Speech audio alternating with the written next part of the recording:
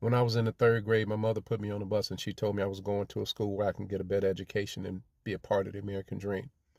When I got there, I saw a bunch of protesters out there saying, "In, go home, porch monkey, jungle bunny," and all of those different things. I'm trying to figure out to this day, was that when America was great? A few years later, in that same school, a white girl decided that she wanted to spit on me, slap me, and call me the N word.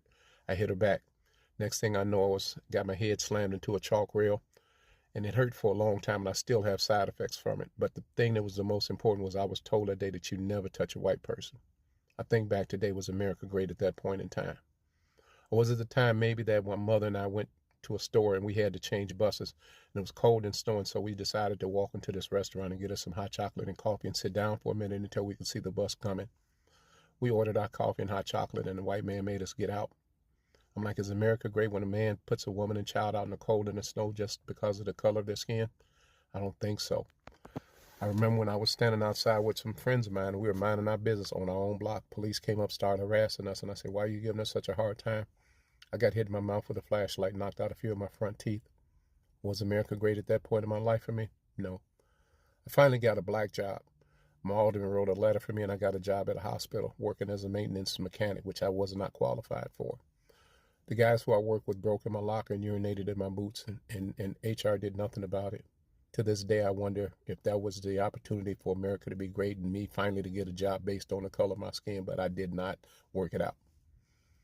Fast forward a couple of years later, I'm working for a major electronics retailer. I did it the American way. I worked my way up from the bottom to the top. I started at the lowest department in that organization, and I worked me up to be the best salesperson in the country. I was next on the list to get a store.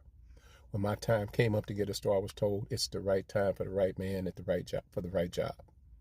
That's why you were going to have to pass you up, because it's not that time.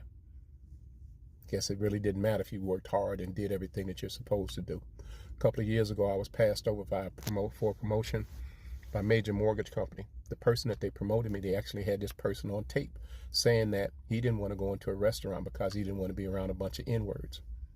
And I said, "Why would you promote him over me?" And my manager, regional manager, called me and he told me, he said, "Well, I'm a minority too, so I understand how you feel." I say, "First of all, you're Asian, which makes you the preferred minority." I say, "When the police lights come on, you don't fear for your life." See, let me tell you a couple of quick stories. So I told him one that when I was driving my little raggedy Lexus. Police followed me for 2 miles. Sirens went on. I started fearing for my life.